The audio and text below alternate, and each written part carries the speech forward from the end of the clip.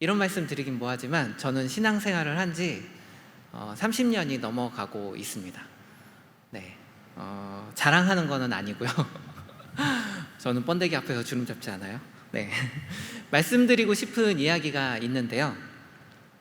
제가 이제 중학생 때 예수님을 믿고 그리스도인으로서 살아갈 때 그 어린 나이에 이게 참 어렵다 느꼈거든요. 제가 성격상 이제 뭔가 먼저 다가가서 복음을 전하는 것도 어려웠지만 친구들과의 관계 가운데 제가 예수님 믿는 사람으로서 이렇게 뭔가 말씀이 이런데 믿음으로 살아내려고 하는 게 그게 좀 참 어렵게 다가왔었습니다. 그런데 돌이켜보면, 지금 생각해보면 그때가 가장 쉬웠던 것 같아요. 신앙생활을 오래 하면 오래 할수록 뭔가 이제 익숙해져서 쉬워질 것 같은데 오히려 계속해서 난이도가 올라가는 것 같습니다.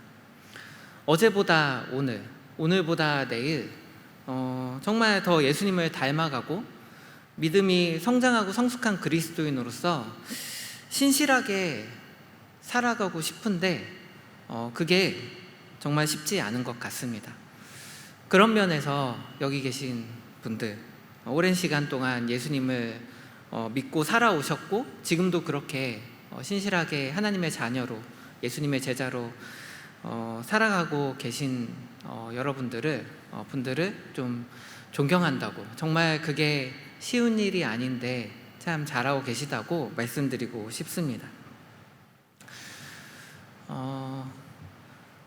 인생의 끝이 생각보다 쉽게 오지는 않는 것 같아요. 생각보다 빨리 안 오는 것 같아요. 어리석은 말이죠. 물론 인생 참 짧다 그렇게 생각하시는 분들도 계실 테고, 저도 그런 생각할 때가 있었고 앞으로도 아마 그런 생각을 하는 순간이 오겠지만, 요즘 드는 생각은 인생이 생각보다 길다, 잘 마무리하고 싶은데 어찌저찌 버티며 신실한 인생으로 기억되고 싶은데 생각보다 길다라는 생각을 하고는 합니다. 인생이 뜻했던 대로 흘러가지 않고 또 예상하지 못했던 일들을 겪으면 더 그런 생각을 하게 되는 것 같아요. 그래서 마무리를 잘 하려면 어떻게 해야 할까? 이런 질문을 스스로에게 던지고는 합니다. 왜냐하면 그 마무리가 좋지 않았던 사람들 떠올려 보면 좀 많잖아요. 그들처럼 되고 싶지 않은 거죠. 저는 오늘 그런 성경의 인물들 중에 한 사람인 그 우시야 왕, 그의 이야기를 전하려고 합니다. 그를 반면교사 삼아서 인생의 마무리를 잘하는 우리 모두가 되었으면 좋겠습니다.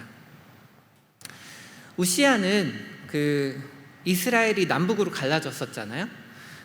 그 중에서 남쪽 유다의 왕이었던 사람입니다. 제가 마무리가 좋지 않았던 사람 중에 그를 살펴보자고 지금 도마 위에 올려놓았지만, 사실은 그의 아버지 아마샤도 그리고 또 그의 할아버지 요아스도 그렇게 마무리가 좋지 않았던, 사실 닮은 꼴입니다. 셋 다 괜찮았는데 안타깝게도 끝이 좋지 않았습니다. 우시야는 16살이라는 어린 나이에 왕이 됩니다. 어쩔 수가 없었어요. 아버지가 그 북이스라엘과의 전쟁 가운데 포로로 잡혀갔거든요. 그래서 10여 년을 아버지를 대신해서 나라를 다스렸습니다. 전쟁에서 패하고 이제 왕권이 흔들리던 시기인데 어린 왕이 무엇을 할 수 있었을까요? 16살, 청소년이잖아요. 10년은 정말 순식간에 지나갔습니다. 그러다가 아버지가 풀려나서 돌아왔어요. 네, 다행일까요? 한 나라의 왕이 둘이 존재하게 된 거죠. 처음 있는 일이에요. 그 남유다 역사 가운데. 안정감도 2배일까요? 반대였나 봐요. 그렇게 15년을 함께 다스렸는데 그럼에도 불구하고 여전히 나라는 완전히 안정이 되지 못했습니다. 결국 반란이 일어났고 아버지가 목숨을 잃게 됩니다. 이런 혼란한 시기를 경험하면서 우시아는 어떤 생각을 했을까요? 내가 힘이 없어서, 정말 힘이 약해서 이런 일들을 겪는다고 생각하지 않았을까요? 우시아의 이름 뜻은 여호와는 나의 힘이라는 뜻입니다. 열왕기에는 그의 다른 이름이 소개되어 있는데 아샤라라고 소개되어 있거든요. 그 이름 뜻은 여호와는 나의 도움이라는 뜻입니다. 열왕기에는 도움이라고 소개를 하고 있는데 지금 역대하에는 이제 힘이라고 소개를 하고 있는 거죠. 오늘 본문인 역대하 26장을 보면 왜 그의 이름을 우시아라고 소개하고 있는지 알 수 있습니다. 본문을 보면은 힘에, 그 능력에 좀 포커스가 맞춰져 있거든요. 솔로몬이 지혜를 구했듯이 우시아는 하나님께 힘을 구했던 것 같아요. 능력이 절실했던 거죠. 힘의 부재를 너무 체감을 하는 상황 가운데 있었던 거죠. 다행히 그는 그런 상황 가운데서 다른 우상에게서 힘을 찾지 않고 하나님께 힘을 구합니다. 4절입니다. 그는 자기의 아버지 아마샤가 한 모든 일을 본받아서 주님께서 보시기에 올바른 일을 하였다. 네. 주님께서 보시기에 올바른 일, 즉 주님께 인정받는 삶을 살았던 것입니다. 5절도 이어서 한번 보겠습니다. 한번 같이 읽어볼까요? 스크린 보면서 같이 읽도록 하겠습니다. 시작. 그의 곁에는 하나님을 경외하도록 가르쳐주는 스가랴가 있었는데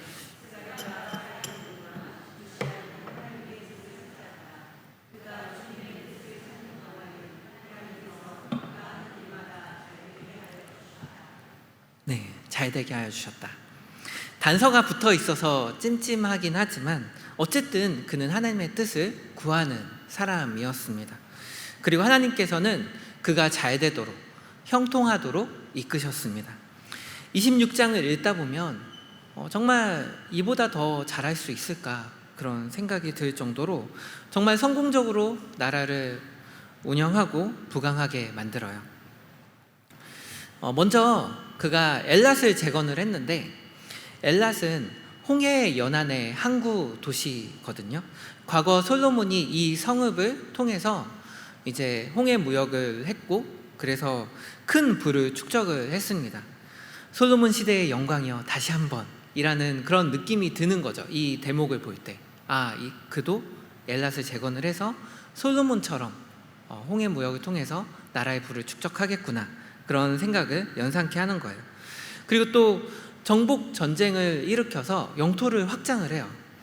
먼저 블레셋 참 얼마나 이스라엘 입장에서는 치가 떨리는 그런 이름이었을까요? 그들과 오랜 시간 다투어 왔잖아요. 그런데 블레셋의 그 주요 도시들 가드, 야브네, 아스도드 무너뜨려요.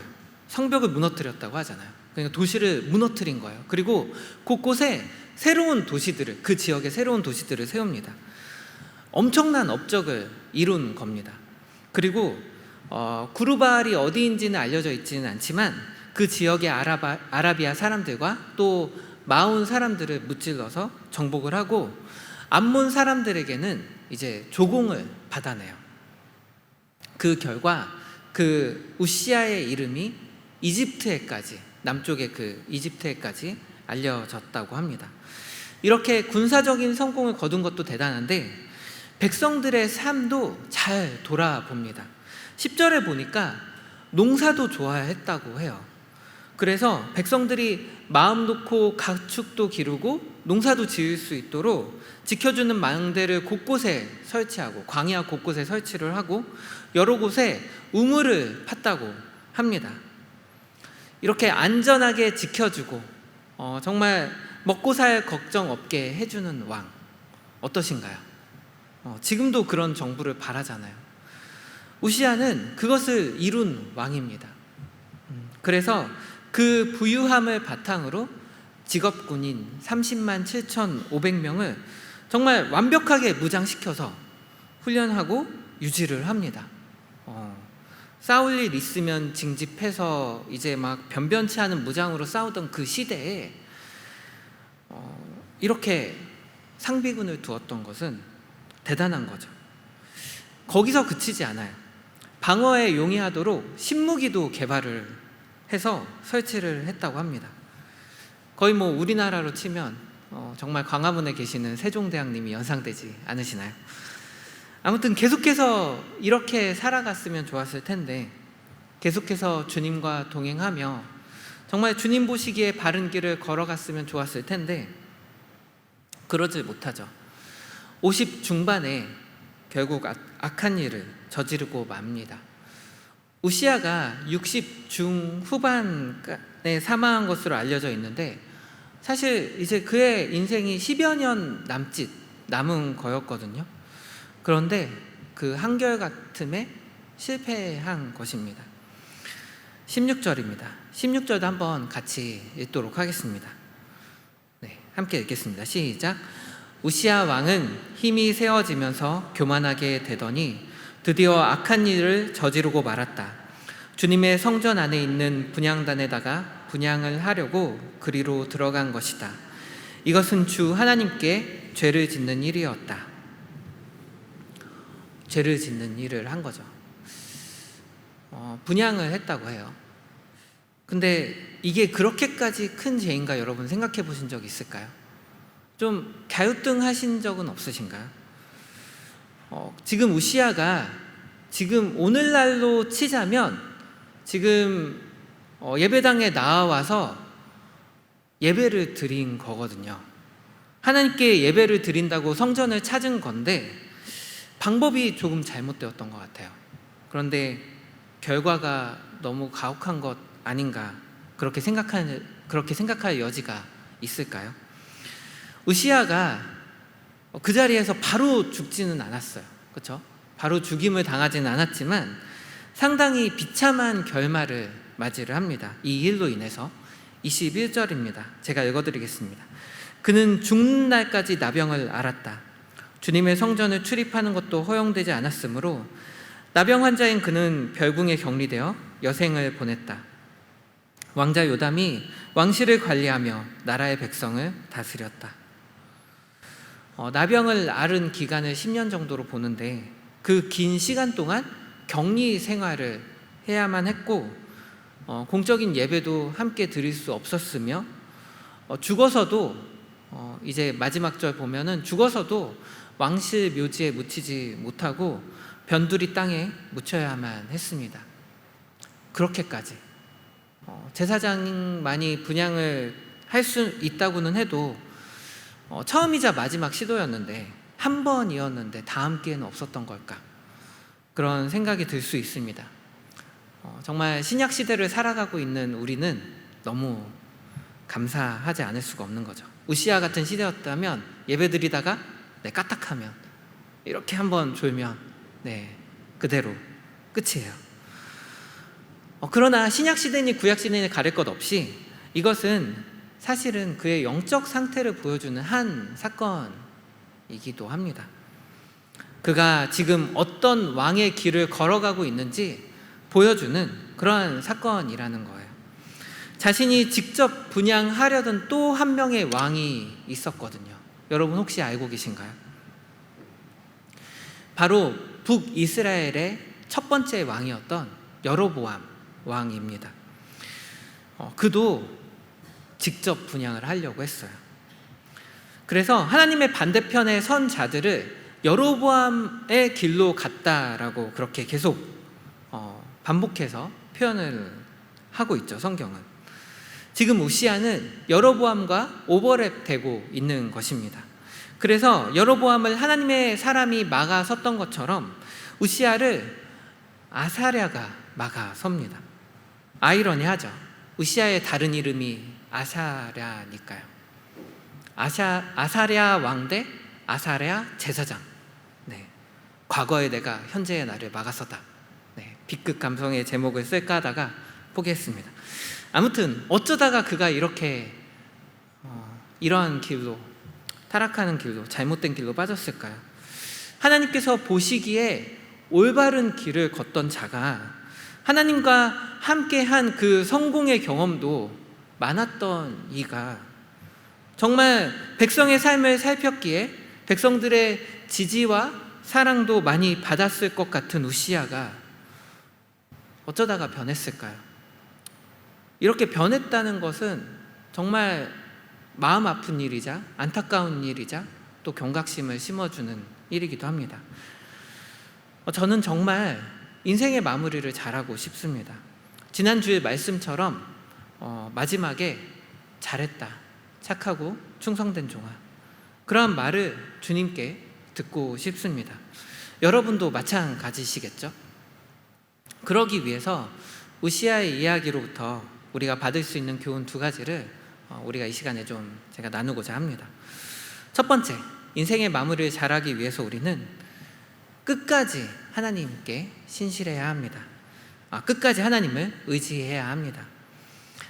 잘 된다는 것은, 성공한다는 것은 정말 감사한 일인데 아이러니하게도 언제나 우리의 마음이 높아질 위험이 있습니다. 교만해질 가능성이 열려 있는 거죠. 하나님이 주신 성공이니까, 하나님께서 그렇게 인도하셨으니까 괜찮지 않을까? 그렇게 생각할 수 있는데 아닙니다. 오판입니다. 하나님께서 풍족하게 부어주셨다 하더라도, 하나님께서 주신 것이라 해도 예외는 아닙니다. 무언가를 많이 가진다는 것에는 언제나 더 많은 책임이 따릅니다. 그런 측면에서 보면 세속적인 성공뿐만 아니라 영적인 성공 또한 마찬가지입니다. 그런 이야기 들으신 적 있을 텐데요. 예배 이렇게 이제 은혜롭게 드리고 나와서 정말 은혜 많이 받은 얼굴로 기쁘게 나와서 교회 주차장부터 싸운다는 그런 이야기 말이에요. 예전에 이재희 목사님께서 이렇게 말씀 전하시면서 그런 부부 이야기를 하신 적이 있거든요. 정말 은혜 받아서 이렇게 나가서 언성 높여서 싸운 그 부부 이야기를 하신 적이 있는데, 저는 저희 부부를 보셨나? 했습니다. 제대로 찔린 거죠. 여러분 아닌 것 같은 표정으로 그렇게 앉아 계셔도 소용없습니다. 다 알아요. 그 말씀을 하실 때 아마 많이들 찔리셨을 거예요. 제가 학생 청년 때도 그랬어요. 2박 3일, 3박 4일에 그 은혜로운 수련회에서 정말 진심으로 예배를 드리고 정말 무릎 꿇고 회개하며 큰 소리로 부르짖으며 새롭게 결단하고 돌아오면 기다렸다는 듯이 뭔가 마음을 긁는 일들이 저를 기다리고 있습니다. 너가 이래도 말씀대로 살 수 있겠어? 라고 그렇게 긁는 거죠. 누군가 이렇게 시험하듯이 말이죠. 높은 곳에 올라가면 올라갈수록 우리는 추락할 위험을 경계해야 합니다. 대비해야 합니다. 문제는 어떻게 그렇게 할 수 있느냐 하는 거죠. 핵심은 하나님의 호의를 경험한 후에도 하나님을 의지하는가, 여전히 하나님을 의지하는가 하는 것입니다. 우리는 참 다양한 일들을 놓고 기도를 하잖아요. 때로는 이런 것까지 기도해요? 이건 그냥 본인이 잘하면 되는 거 아닌가요? 그런 말을 듣기도 하고 저도 그런 생각이 들 때가 있거든요. 그런데 그럼에도 불구하고 우리가 사소한 일들까지도 주님께 기도하며 도우심을 구하며 나아가는 것은 계속해서 하나님을 의지하게 하는데, 계속해서 하나님을 찾게 하는데 그것이 도움이 되기 때문입니다. 왜냐하면 우리에게는 그런 모습이 있잖아요. 문제가 터졌을 때 간절한 마음으로 그 문제의 해결을 놓고 하나님께 기도하지만, 주님을 찾지만 해결되면 언제 찾았냐는 듯이 심드렁해지는 그런 모습이 우리에게는 있잖아요. 호의가 계속되면 호의인 줄 모르는 것처럼 삶이 이제 좀 계속 잘 풀려나가다 보면 어느새 높은 자리에 앉아있는 자기 자신을 당연하게 여기고, 하나님을 형식적으로는 찾을지 몰라도 진심으로는 찾지 않는, 형식적으로 신앙생활을 계속할지는 몰라도 하나님을 의지하는 마음이 없는 자신을 발견하게 될지도 모릅니다. 여러분은 하나님을 의지하십니까? 크고 작은 삶의 일들 가운데에서 주님의 도우심을 구하시나요? 끝까지 그렇게 하시기를 바랍니다. 우시아도 하나님을 찾았지만 악한 일을 저지를 때조차도 예배의 자리에 있었지만 주님의 도우심을 구하는 그 마음이 그 자리에 없었습니다. 많은 이들의 인정과 또 사랑을 받는 강한 왕이 되어서 이제는 도움받을 필요를 느끼지 못했거든요. 일이 잘 되어 갈수록 우리가 정말 교만을 경계하며 더욱더 주님을 의지하는, 계속해서 매일매일 그렇게 주님을 의지하며 나아가는 저와 여러분이 되기를 바랍니다. 두 번째, 인생의 마무리를 잘 하기 위해서는 우리는 끝까지 다른 사람의 말에 귀를 기울여야 합니다. 끝까지 다른 사람의 말에 귀를 기울여야 합니다. 우시아의 실패의 원인을 스가랴의 죽음으로부터 찾기도 합니다. 5절에서 볼 수 있는 것처럼 하나님을 경외하도록 가르치는 스가랴가 살아있는 동안에는 우시아가 하나님의 뜻을 찾았다고 기록하고 있기 때문입니다. 여러분 곁에는 스가랴와 같은 분이 계신가요?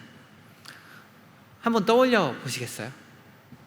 저는 다행스럽게도 감사하게도 저에게 스가랴와 같은 분들이 계십니다. 진짜 감사한 일이라고 생각을 해요.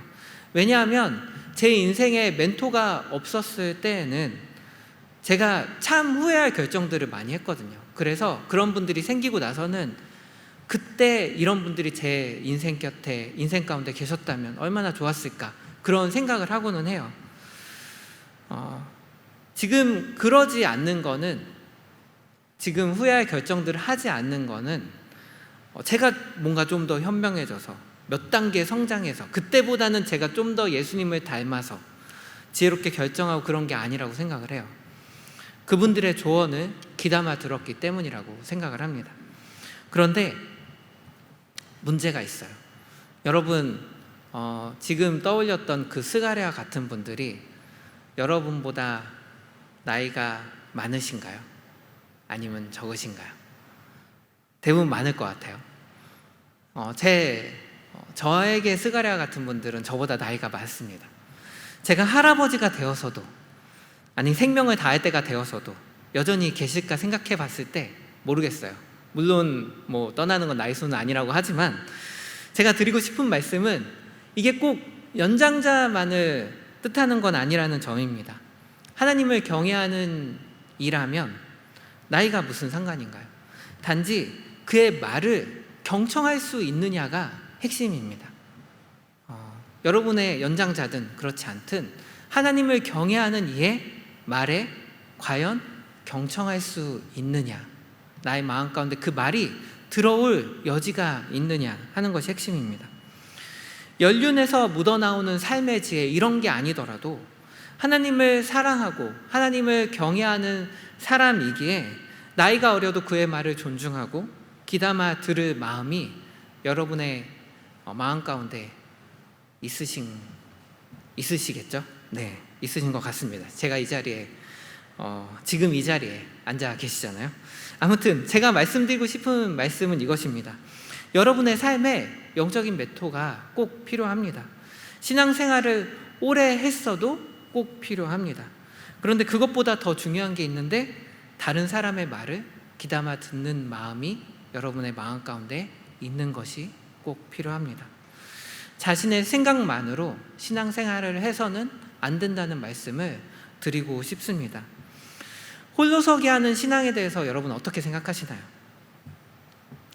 홀로서기 신앙, 혼자서 하나님과의 관계를 맺어가는 것 어떻게 생각하시나요? 피치 못할 사정으로 어쩔 수 없이 그럴 수밖에 없는 그런 상황 가운데서 그렇게 홀로라도 그렇게 신앙생활을 영위해가는 그런 경우가 있겠죠. 그러나 혼자서 신앙생활하는 것은 안전하지도 않고 바람직하지도 않습니다. 저는 그 군생활을 종교활동이 제한된 곳에서 했습니다. 가까운 민간 교회에 출석하는 것을 제가 시도를 해봤거든요. 그렇지만 허가가 나지 않았습니다. 그래도 그런 시도를 한 거는 제가 그 부대 가운데서 최초였다고 해요. 워낙 적은 인원의 부대였거든요. 물론 선임들에게 그 일로 인해서 미운 털이 단단히 박혔습니다. 아무튼 그래서 주일이면 식당 한 켠에서 좀 혼자 예배 드리고 가끔 믿지 않는 후임들이 찾아오곤 했거든요. 부대 안에서 그리스도인이 저 혼자였습니다. 아무튼 그러면 좀 더 막 신나게 예수님 이야기를 하곤 했지만 좀 많이 이렇게 하는 게 좀 외롭기도 하고 힘겹게 신앙생활을 했던, 그런 이어나갔던 기억이 있습니다. 그때 저의 관심사는 하나님의 음성을 듣는 법이었습니다. 제가 입대하기 전에 활동했던 대학 기독교 그 동아리가 있었는데요. 거기서는 하나님께서 나에게 이렇게 말씀하셨어 라고 얘기하는 것들이 자연스러운 곳이었거든요. 이 상황에서 하나님의 뜻은 이거야 라고 확신 있게 뭔가 말하는 그런, 제가 믿음의 선배들을 보면서 정말 부럽다, 나도 저렇게 되고 싶다, 이런 열망이 제 마음 가운데 있는 상태에서 제가 군대를 갔거든요. 그래서 군대에서 그 달라스 윌라드의 하나님의 음성, 좋은 책이에요. 하나님의 음성이라는 그 책도 열심히 읽고 기도도 열심히 하고 하나님의 음성 듣기를 구했습니다. 그리고 제가 나름 결론을 내렸는데 과관입니다. 첫 번째, 다른 사람들이 뭐라 하든 내가 기도하면서 내가 생각한 거, 내가 경험한 거, 내가 느낀 거, 그게 제일 우선이다. 이게 방향타다라고 생각을 한 거예요. 두 번째, 성경에서 직접적인 표현을 찾으면, 열심히 찾아서 발견하면 이거 확신해도 된다. 하나님께서 도장을 찍어주신 것과 같다. 그렇게 생각을 했어요. 제가 어떻게 되었을까요? 제가 군 생활 가운데에서 이제 혼자서 신앙생활을 하면서 어떻게 되었을까요? 다른 사람의 말을 듣지를 않아요. 확신으로 가득 차서 말하고 행동했습니다. 나중에 제가 이제 말년 병장이 되었을 때 드디어 저의 후임들 중에 그리스도인 친구가 한 명 들어왔어요. 그 친구가 저를 되게 신기해했습니다. 병장님은 어떻게 그게 하나님의 뜻인지 알아요? 아닐 수도 있잖아요 라고 얘기를 했어요. 제가 뭐라고 했을까요? 하나님께서 나에게 말씀해 주셨으니까 알지, 이렇게 얘기를 한 거예요. 엄청나죠? 이런 저의 잘못된 신앙을 바로 잡느라 저희 어머니가 얼마나 고생했는지 몰라요. 저는 그때 제가 교만하다는 생각을 못했지만 자기 자신으로 꽉 차서, 빅미라고 하죠. 다른 사람의 말을 다 튕겨내는 게 교만이 아니면 무엇이었을까요? 이처럼 홀로서기 신앙은 안전하지도 않고 바람직하지도 않습니다. 정말로 주님 말씀에 순종하는 사람이라면, 주님의 말씀에 귀 기울이는 사람이라면 다른 사람의 말에도 귀 기울이는 사람이 되었으면 좋겠습니다. 주님과 동행하면 동행할수록 더 다른 사람의 말을 귀담아 들을 줄 아는 것, 그런 것이 저는 그게 진짜 겸손함의 표지라고 생각을 합니다. 마음을 나눌 수 있는 사람을, 정말 신앙적인 대화를 할 수 있는 사람을 여러분의 곁에 두시길 바랍니다. 영적인 멘토와 관계를 맺고 그의 말에 귀를 기울이시기를 바랍니다. 그리고 또한 더욱더 권하는 것은 공동체의 교제 가운데로 여러분 들어가시기를 바랍니다. 형제 자매들, 완벽하지도 않고 때로는 부족함이 보여도 그들의 말에 귀를 기울이는 것이 여러분의 인생을 잘 마무리하는 것과 연결되어 있다는 점을 여러분이 잘 캐치해 주셨으면 좋겠습니다. 나의 부족함을 언제나 인정하고 끝까지 다른 사람의 말에 귀를 기울이는 저와 여러분이 되기를 바랍니다. 오늘 우시아의 이야기를 살펴보면서 여러분 어떠셨나요? 하나님을 찾고 의지했기에 하나님께 사랑을 많이 받았던 우시아였기에 그의 마지막은 너무 비참하고 쓸쓸하고 안타까웠기에 참 나의 삶은 그렇지 않기를 혹시 진심으로 바라는 마음이 들지는 않으셨는지요? 그러기 위해서 우리는 끝까지 우리 인생의 마지막까지 붙들어야 할 두 가지 교훈을 나누었습니다. 끝까지 주님을 의지하는 것, 그리고 끝까지 다른 사람의 말에 귀를 기울일 줄 아는 것. 이 두 가지를 실천함으로써 정말 교만을 멀리하고 겸손한 삶으로 주님께 영광을 돌리는 저와 여러분이 되기를 간절히 바랍니다.